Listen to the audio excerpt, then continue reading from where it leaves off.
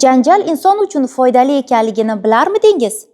Hayotingizda hech birortasi bilan janjallashib ko'rganmisiz? Bugun biz siz bilan aynan mana shu savollarga javob bo'luvchi pedagogik konfliktologiyada konflikt signallari mavzusida gaplashamiz. Bu muhim. Dars davomida bitta yolg'on ma'lumot aytib o'taman. Mana shu ma'lumotni topgan insonga maxsus sovg'am bor. Darsimizni konflikt tushunchasini tahlil qilish bilan boshlaymiz. Demak, konflikt lotincha conflictus so'zidan olingan bo'lib, to'qnashuv degan ma'noni anglatadi. Biz uni keng hamda tor ma'nolarda ko'rib chiqamiz. Keng ma'noda, ya'ni konfliktlar jonsiz narsalar orasidagi to'qnashuv hisoblanadi. Tor ma'noda, ya'ni tor yondashuv esa opponentlar, ya'ni subyektlar o'rtasidagi to'qnashuv hisoblanadi. O'zi insonlar nimaga to'qnashadi? Buning 3 ta asosiy ildizi bor. Demak, bizda birinchi ildiz resurs yetishmovchiligi. Resurs bu pul, resurs bu vaqt, resurs bu imkoniyatlar. Umuman borliqda bizni o'rab turgan barcha narsalar resurs hisoblanadi va aynan mana shu resurslarning yetishmasligidan bizda konfliktlar sodir bo'ladi. Ikkinchi ildizimiz ma'lumot yetishmasligi. Boshqa insonlar bilan o'zaro munosabatga kirishganimizda ma'lumotlarni tushunmasligimiz yoki uni boshqacha talqinda tushunishimiz ham konfliktlarni keltirib chiqarishi mumkin ekan. Uchinchi ildiz qadriyatlardagi farq. Ya'ni biz uchun muhim bo'lgan narsa boshqa bir inson uchun umuman ahamiyatsiz bo'lishi mumkin va buning oqibatida ham konfliktlar hosil bo'ladi. Ana endi siz bilan mavzuyimizning asosiy qismi konflikt signallari qismini ko'rib chiqamiz. Konflikt signallari nima? Konflikt signallari konfliktdan oldin bo'ladigan belgi vosita hisoblanadi. Ya'ni janjalli vaziyatlar, nizoli holatlarni boshlanishidan oldin bizga belgi berishadi. "Hey, to'xta" degan kabi. Xo'p, ularga nimalar kiradi? Konflikt signallariga tushunmovchilik, g'ayirlik, hasad, diskomfort holati yoki insidentlarni biz konflikt signallariga kirgizamiz. Hozir birma-bir ularni tahlil qilib chiqamiz.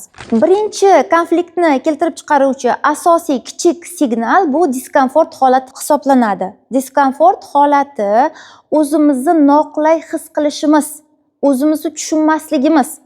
Qanaqadir bir narsa bo'lishi kerak, kutilyapti, lekin biz tushunmayapmiz o'zimizni. Mana shunaqa holat diskomfort holati hisoblanadi va siz atrofingizdagi do'stlaringiz yoki hamkasblaringiz bilan munosabatga kirishayotganda, oddiy gaplashib turganingizda o'zingizni qanaqadir noqulay his qilishni boshlasangiz, o'sha insonga nisbatan bilingki, sizga signal berilyapti. "Hey, baraka topkur, bu inson bilan konfliktli vaziyatga kelishing mumkin. Ehtiyot bo'l" deb. Agar biz bunaqa holatlarga e'tibor bermaydigan bo'lsak, keyinroq o'sha inson bilan janjal yoki to'qnashuv sodir bo'lishi mumkin. Ikkinchi holat bizda tushunmovchilik holati. Ya'ni axborotlarni noto'g'ri qabul qilish yoki mutlaqo aksini tushunishimiz ham konflikt signali hisoblanadi va konfliktni keltirib chiqaruvchi asosiy sabab. Uchinchi signal insidentlar. Insidentlar nima? Insidentlar hayotimizda uchrab turadigan va biz e'tibor bermaydigan mayda voqealar hisoblanadi.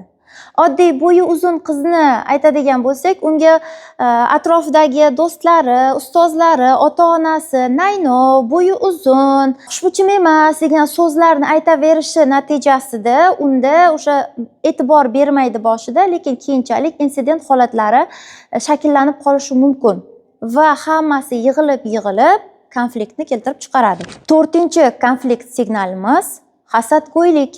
Hasadgo'ylikni Yunon faylasufi Demokrit janjalli vaziyatlarni keltirib chiqaruvchi asosiy sabab sifatida ko'rsatadi. Demokrit hasadni ikkiga ajratadi: oq va qora. Oq hasad bizda mavjud emas, boshqalarda bor narsalarni bizda bo'lishini xohlashimiz. Qora hasad esa bizda yo'q narsalarni boshqalarda ham bo'lmasligiga harakat qilishimiz, g'ayirlik qilishimiz hisoblanadi. Oq hasadga biz nimalarni kiritamiz? O'rnak olish, intilish, rivojlanishga motivatsiya, samimiy havas qilishni kiritsak bo'ladi. Qora hasadga esa g'azab, ichqoralik, birovga yomonlik tilash, o'zini jabrlanuvchi sifatida his qilishni kiritamiz. Keyingi holat bizda tanglik holati, ya'ni hissiy bosim hisoblanadi. O'zimizni tarang his qilamiz, hech narsa yoqmaydi yoki oddiy bitta gap ham bizani qizdirib yuboradi, energiyamiz oshib ketadi. Bunaqa holatlar ham aslida konflikt signali hisoblanadi. Bizda 6-signal inqiroz. Inqiroz bu konflikt signallarining kulminatsiyasi desak ham bo'ladi.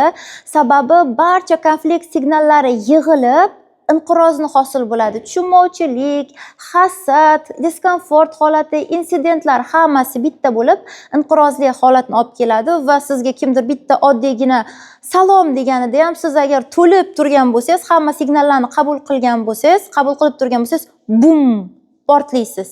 O'sha insonga nisbatan hamma qahr g'azablaringizni sochib tashlaysiz. Sababi sizda yuqoridagi signallar bor. Siz ularni qabul qilib olgansiz. Konflikt signallarini piramida holiga keltiradigan bo'lsak, demak bizda birinchi diskomfort holati, ya'ni birinchi signal.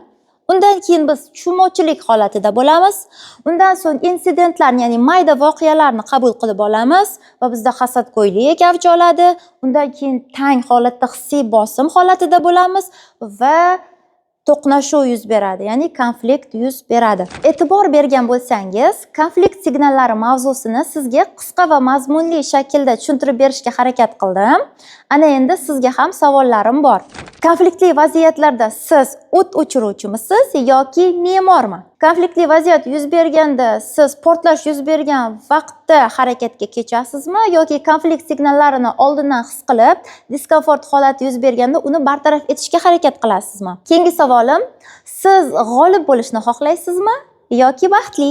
Aslida har qanday holatda qarshimizdagi insonni yengishga intilish bu mag'lubiyat hisoblanadi. Konflikt signallari umuman konfliktologiya fanida konfliktga kirishishdan ko'ra undan qochish, uni bartaraf etishga harakat qilish eng yaxshi yechim hisoblanadi. Xulosa o'rnida shuni aytishim mumkinki, pedagogika bu shunchaki fan emas, insonlar orasida ko'prik qurish san'atidir.